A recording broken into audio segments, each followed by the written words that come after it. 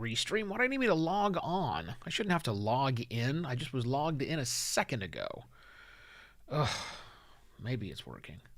Maybe it's working. Let's find out in just a second here whether or not it has gone there. Second here. Going there. It looks like we're all good to go. It has... Wait, why am I still talking to myself? I don't want to talk to myself anymore. No more talking to myself, man. No more talking to myself. Instead, I just simply say, hi, welcome to Podcast Pontificate. Why is that so red all of a sudden? It wasn't that red this morning. I just tested this.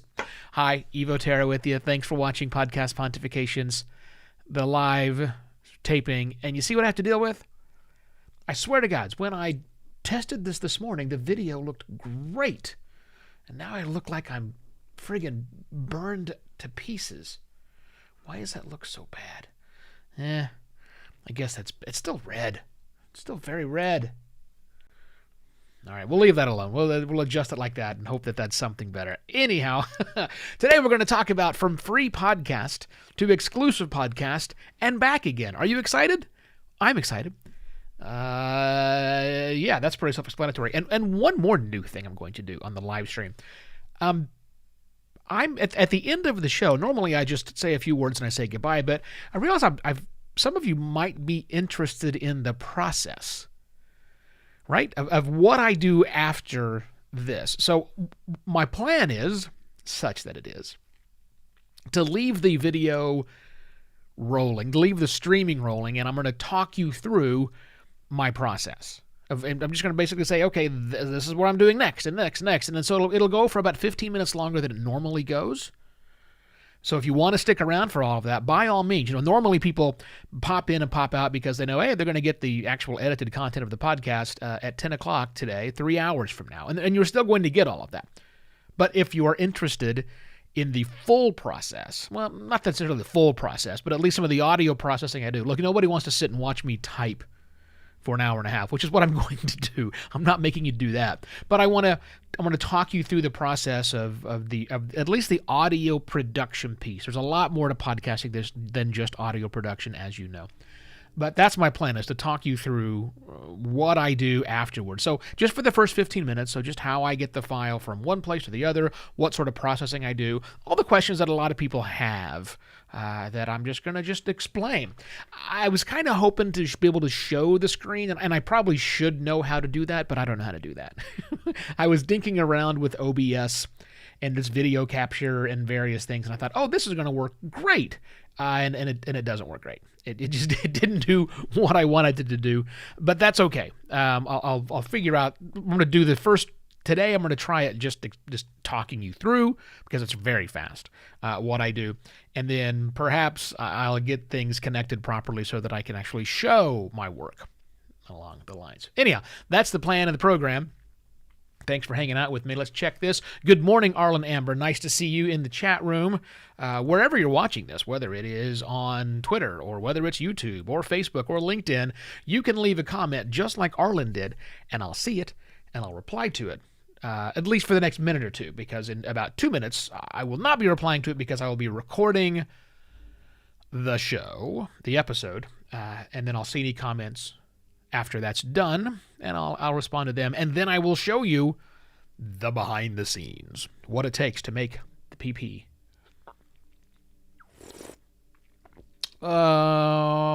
Cool.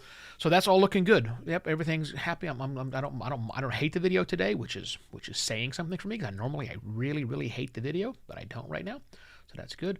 I don't know why Restream is locked on that screen. I'm going to refresh that one more time and just make sure that it's working properly over there. Should be. Yeah, it looks like it is. Sounds like it is. We're all good to go. Okay, so the first thing that happens is I do a test read of my cold open. Why is that interstitial window open right there? I do a test read of my cold open.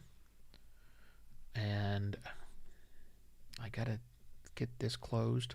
Move that over there. Okay, testing the reading of the live opening. Here we go. Why is there a crash truck outside of my house right now? That's not very helpful. Go away. He went away. Here's the cold open.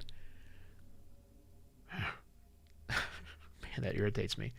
Some once exclusive podcasters are challenging the notion that you can never go home again. I don't like the way I read that at all. Some once exclusive podcasters are challenging the notion that you can never go home again. They assume their audience will be happy to see them, but reality may not line up with those assumptions. All right, that's what I'm going to say. Move that out of the way. There's that. Okay. Let's record this. It starts with QuickTime, and remember, I'm going to do a rundown of all the processes, at least the audio processing I do, for 15 minutes after this live thing is over. So bear with me. First thing we do is we hit record on the QuickTime, and now we hit record on the video, and we go.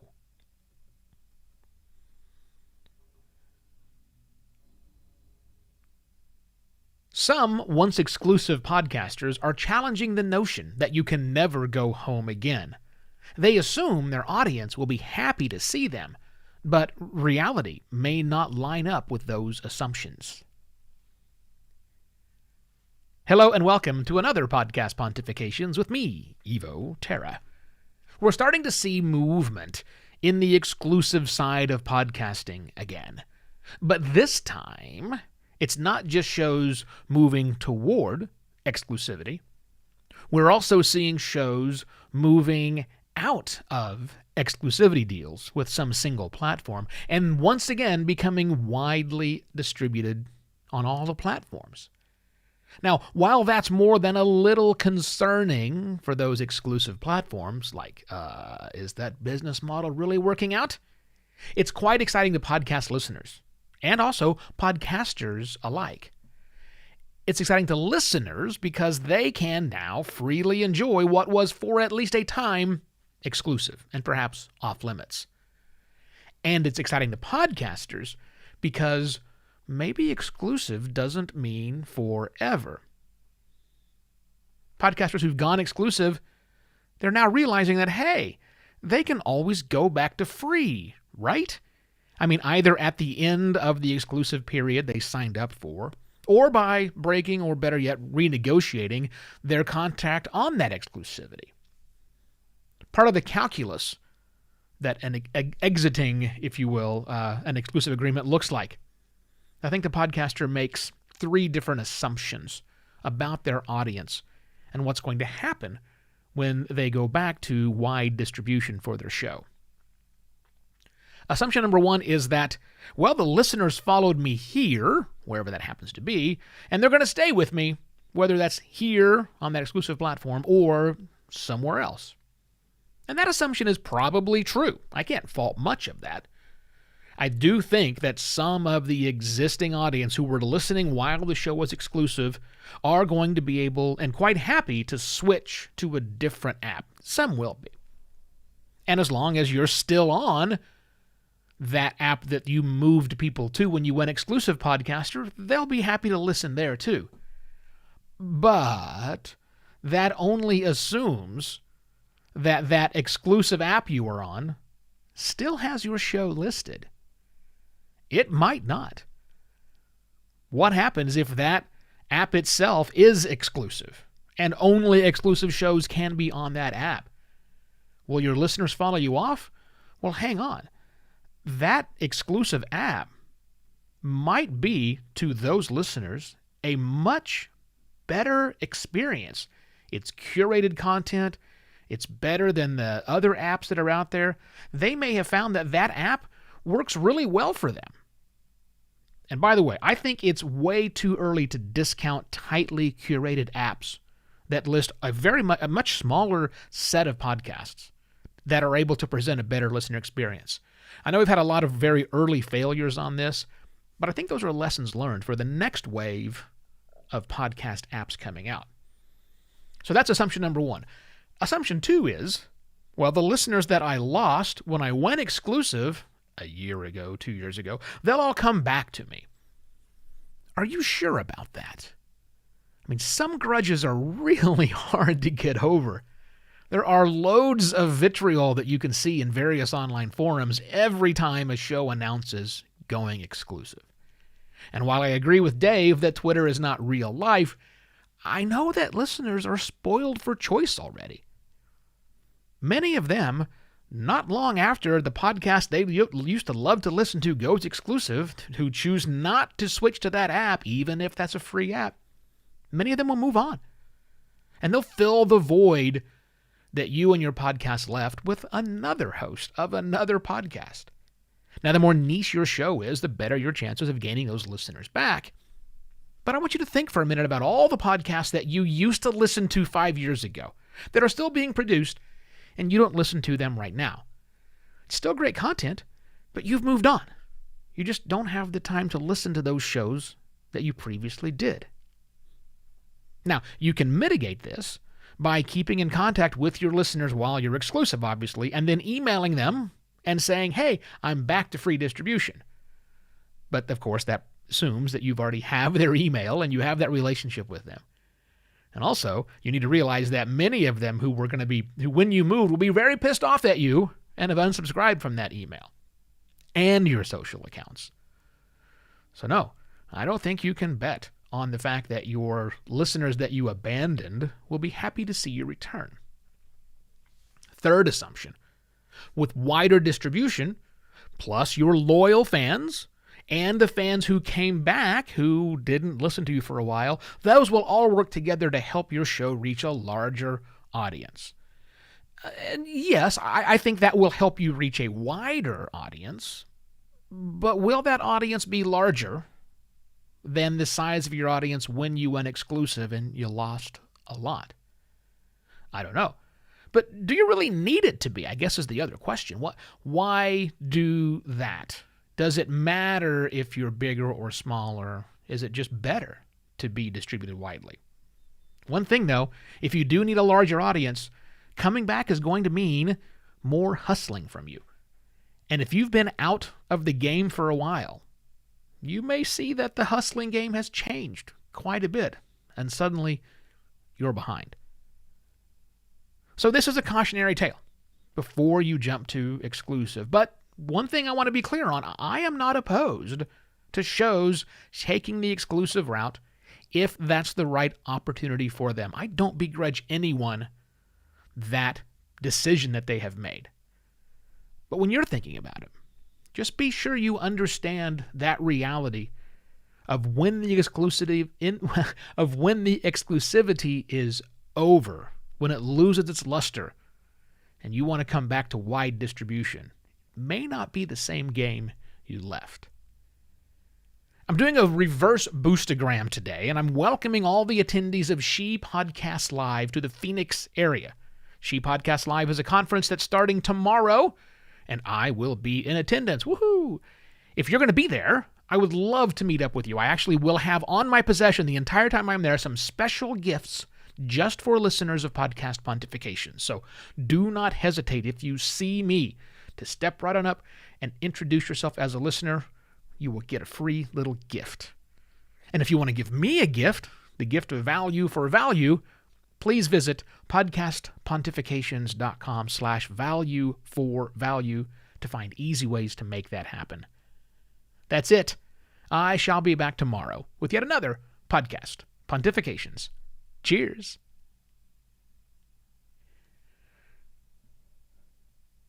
Okay, stop one recording. Stop second recording. Back to the live stuff. Cool, I got all that out. Hopefully you got some value out of my commentary. I appreciate you sticking around for me. And if you are just now tuning into the live stream, well, you missed the live taping, but that's cool. Two things are going to happen now. One, I'm going to keep talking because I'm going to now show or at least describe the process I go through now.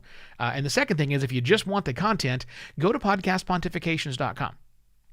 Because from there, you can subscribe, give me your email address, basically, and in, let's see, what time? 2 hours and 47 minutes from now, you will get an email from me that has every word I just said out loud, rewritten in a nice form in an email, sent over to you, plus a link to the audio file if you want to listen.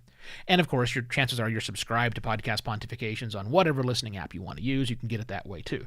But for the rest of the live stream, for the next 10 minutes or so, however long it takes, I'm now going to explain to you the process that I go through as I finish up an episode. But the first thing I have to do is tell my wife she can come in, because I didn't tell her about this. You can come in. Normally, I go outside and tell her she can come in once I'm done recording. But, since I want to be here and talking with you fine people, I'm not doing that. So, okay, here's my process. The behind the scenes of Podcast Pontifications live recording begins right now. So right now, I have 2 files recorded on my desk or in my computer. I recorded the audio, just me talking. That's in QuickTime. So the first thing I'm going to do, and again, I can't show you this because I'm not smart enough to get OBS figured out how to share my screen. So I'm just going to talk you through my process.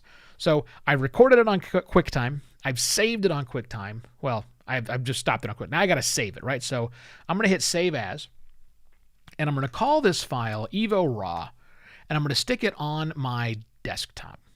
You may be wondering why I stick it on my desktop. Well, this raw file that just comes out of QuickTime is not fully finished yet. So I just call this one Evo Raw. I called yesterday's Evo Raw. I called the day before's that Evo Raw. So it's going to overwrite. So I'm dropping Evo Raw on the desktop. So that, whoops, I said I was going to do that and it didn't do it. Okay, I think I did it there.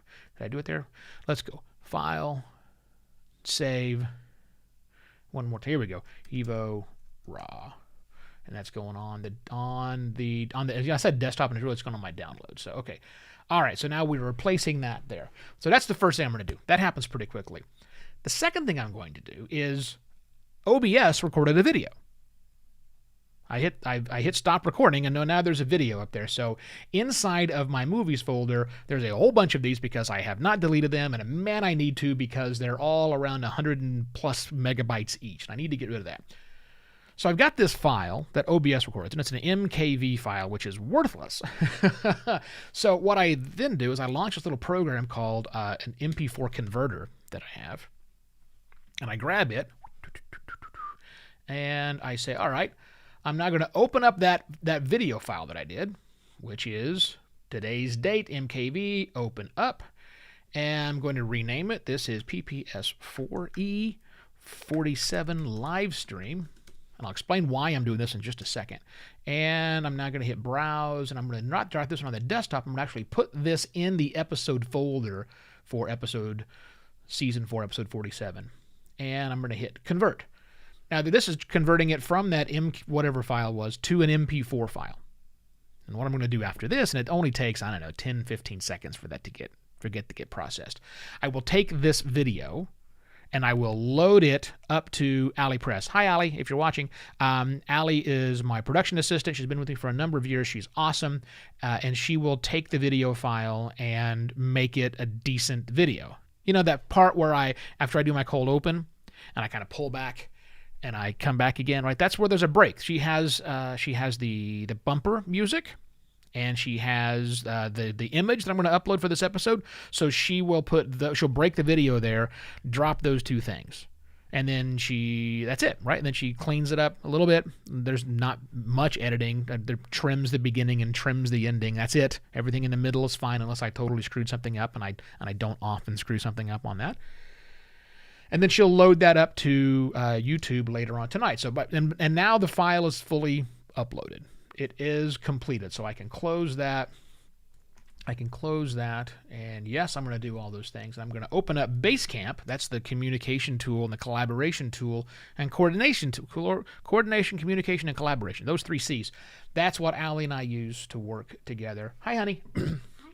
And so I now just go to Podcast Pontifications, our little folder over here, and into Docs and Files, I make a new folder, and the new folder is the name of the episode, right? So I forgot to put the numbering on it. That will confuse her. Rename the file, PPS4E47. Boom, that's all done. And inside of this folder, I'm going to drag 3 things. I'm going to drag the raw image that I used, just the one that the cat looking pissed off at you that you may or may not have seen. And I'm also going to grab the video file that I converted, the MP4 file. And those go up there, and I simply tag Ali. So those are good. So now the video's in process. It's being uploaded to the internet, and Ali will deal with that later on today. We post it on YouTube, back to the webpage, all that stuff. Now I got audio that I have to deal with. I deal with the audio stuff, and so that's my next step. So remember when I saved that on my desktop, I called it Evo Raw. Yeah. So that's on the desktop, so or on the downloads. So I need to pull up that Evo Raw, and I have to open it up in Hindenburg. And this is going to puzzle people, why exactly it is that I do that.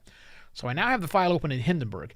The problem is, and I don't know why this happens, but the way my recording is set up, I record to QuickTime only in the left channel. I know. Isn't that weird? I have no idea why. I've tried to fix it. I can't figure it out. It just records in the left channel. So what I have to do is I open this left channel only file in Hindenburg, and I split the stereo. So then the raw, the right channel is now isolated. I delete it because there's nothing in it. Done, right? And then I have to go back, and now I need to export out the left channel now that it's a mono file. I'm not staying with mono, but just this raw file is in mono. So now downloads. Now I call this one evoraw.wave, which the other one was evoraw.aifc, whatever. So now this is evo raw wave. That gets saved off. Do you want to replace it? Yes, I do, because I replace that file every day, and it's done. So that's straightforward and simple. Now here's where the fun really begins, right? Because it sounds pretty good right now. What you're hearing right now sounds pretty good, but you're hearing a lot of things that I don't want everybody to hear. You're hearing my mouth clicks. You're hearing a little bit of background noise. You're hearing a lot of things which are not great to me. So I open up a Isotope RX8 Standard. This is my cleanup tool of choice. Thank you, Marcus DePaula, for making me see the light of this. So I got RX8 Standard opened up. I'm going to drag that Evo Raw wave file in there. Now it's a stereo file. I know I told you it was mono, but for whatever reason it's not. It's still stereo. So I'm going to copy that over, make a new one, working on just the mono because it's just easier on the processor. Okay, now I got this big waveform in front of me. And all I'm going to do with this, depending on what needs to happen, and today's recording looks pretty good, first off, I'm going to find some silence, and I'm going to sample the noise of that silence. And you won't be able to hear this, right? But I can see something. Let me just play it. Yeah, that's pretty good. All right, I'm gonna learn what that noise of silence looks like, the room tone. I'm gonna hit render, and it's gonna remove that tone, which nobody could. I mean, I could barely hear it, but it's gonna pull all of that out, and this basically the background noise just went away. So that's all done. I'm done with that. Now I'm going to go hit the mouth declick button and hit render. Every click I have in my mouth, and by the way, mouth declick is different than declick. There's two different things, but I use mouth declick, and it's just now finishing. It took about 8 seconds to do that, and it repaired 361 mouth clicks. 361 mouth clicks. Gone. Just like that. Very, very cool. That's all great and fine. So I've got that done. I'm going to zoom out and look. The next thing that I do is I look to see, do I have any big peaks? Do some of my spikes that I get poppy on? So, well, it wouldn't really explosive, but I get really, really hot. And if I do, I'll go in and change the gain. But as I look at this waveform, it looks pretty good. So I don't have to adjust the gain, don't have to adjust any phasing. All I got to do now is just normalize it. So I come down here, hit normalize, target peak of minus 0.05, and hit render. Boom, exploded to the top of the thing. File, save this clean file, 24-bit wave. Save this clean file as, can you guess what the name is? That's right, evoclean.wave. And yes, that exists because I do that every single day. All right, now I've got a cleaned audio file. Now I'm going to go to Hindenburg, which is my tool of choice. I'm going to open up my template, which is called Evo's Starting Point, that I paid Mr. Marcus DePaula, audio engineer extraordinaire, to get me set up so that I can do things much faster. I simply drag the Evo Clean onto that. There's the first 10 seconds of me kind of getting ready, so that all just gets deleted. I'm going to adjust that so that my voice starts talking about 0.4 seconds is what I want to give a little lead into it. Play. Some once exclusive podcasters are challenging the notion that you can never go home again. The cold open. They assume their audience will be happy to see them. but almost always reality may not does, line up with but I'm those looking for assumptions. this. I'm looking for the point to put in my music. So I split the track right there.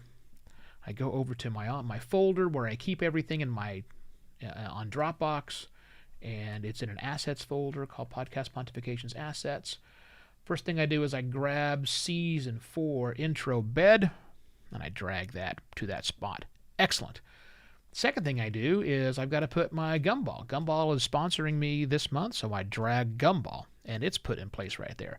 Then I take my audio file that I cut, where I'm going to come back in and say hello and welcome, do a little bit of trimming on that right there, and hit play. Hello and perfect. That's good. No boostagram, so I don't add that to the file this time around. Tomorrow, I just simply we'll go get to the another end and listen to the podcast, very end. Pontifications. Beat. Cheers. Boom.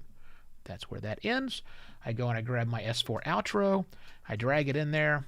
I hit File. Save as. I save this project in the folder for this episode. I call it PPS4E47 build. The name of the project. It saves in a second. And now I file, export, MP3. I get rid of the name just simply to PPS4E47. I get rid of the build weirdness. I'm set to go to 44,100 hertz, 128 kilobits per second, minus 16 LUFS. I hit save, and I'm done. Seriously, that's it. The next thing I do after this is I'm going to load this file into Descript so that I can get a transcript that I will use to rewrite all of the words, and Ali is going to use to clean the transcript to post. But that's it. Soup to nuts. Everything is done. Video's up for Ali to be posted, to be processed and created. The audio for me is ready to go. I will then, clearly I need a little bit more to it, and that is, put in the title and description and all that kind of stuff, which is all going to come out of the words that I write. But that's it. We have done everything. We are fully loaded and live. So the entire thing, 7:26 right now. All done. I started talking to you. I hit record at 6:59. I hit stream at 6:59. It's now 7:26. And I even talked through it. So that's the process. And again, there's more to go. I still got to do more to publishing and writing and all that stuff. But the hard stuff, the actual production level of audio, done like that. Hindenburg Journalist Pro is an amazing tool. Isotopes RX8 is an amazing tool. Anyhow, I hope you guys got some good value. I hope you enjoyed seeing that. Whatever. All right, I got to go finish the rest of this now because I got to get that transcription over to Ali. And we're good. And again, if you're at She Podcast, I'll see you tomorrow night. But I'll be back again tomorrow. So let's do this again tomorrow. Okay? Okay. Bye.